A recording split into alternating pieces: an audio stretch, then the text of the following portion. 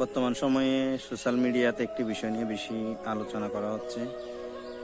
ওই বিষয়টি হচ্ছে তিনটি হুজুরকে নিয়ে, তারা কি জন্য ইসরায়েল গেল, কি জন্য গাজায় যাচ্ছে না।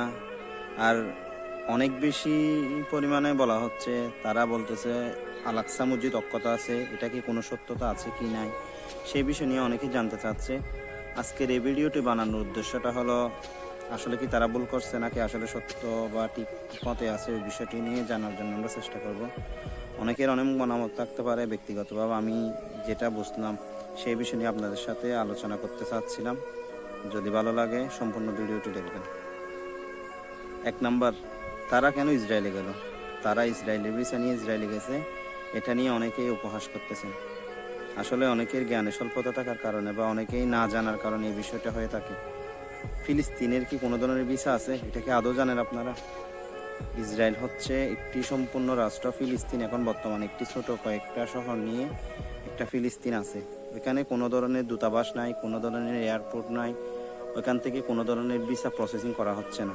আপনাকে যদি ফিলিস্তিনে যেতে হয়, সর্বপ্রথম ইসরায়েলের ভিসা নিতে হবে। ইসরায়েলের ভিসা নিয়ে ইসরায়েলে যেতে হবে। ইসরায়েলে যাওয়ার পর ওইখান থেকে আপনি যদি চান তাহলে গাজায়, হাইফাই, যেখানে ইচ্ছে আপনাকে যেতে হবে। এখন তো বর্তমান সময়ে ওই দেশের নাগরিক ছাড়া বাহিরের কাউকে ওইসব অঞ্চলে যেতে দেওয়া হচ্ছে না। তাহলে ওনারা ইসরায়েলের ভিসা নিয়ে না গিয়ে কী করবে, ওইটা আপনাদের কাছে প্রশ্ন রাখি। 2 নম্বর, আল আকসা মসজিদ অক্ষত আছে কিনা।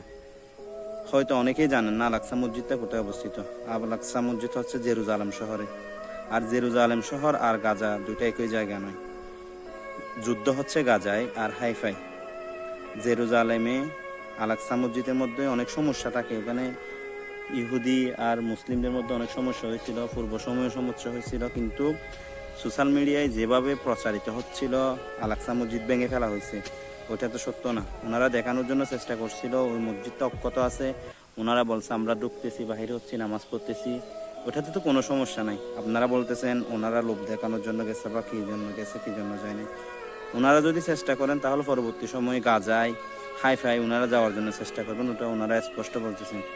অনেকে আছেন হয়তো ইচ্ছাকৃত হোক অনিচ্ছাকৃতভাবে হোক, ওনাদের ভিডিওর থেকে কিছু কিছু ক্লিপ বিকৃত করে ওগুলা নিয়ে ওনাদেরকে অনেক বেশি পরিমাণ কটূক্তি করতেছেন। তাই আমি বলতে চাচ্ছি, এই ধরনের ভিডিও নিয়ে আপনারা যদি কাজ করেন তাহলে তো কোনো ধরনের আমাদের মধ্যে বিভ্রান্ত তৈরি হবে, আমরা মুসলমানের মধ্যে বিভ্রান্ত তৈরি হবে। ওনারা দেখাতে চেয়েছিলেন বর্তমান সময়ে আল আকসা মসজিদের কি অবস্থা, কেমন, ওটা দেখাতে গিয়ে ওনারা এই ধরনের ভিডিও শিকার হচ্ছে।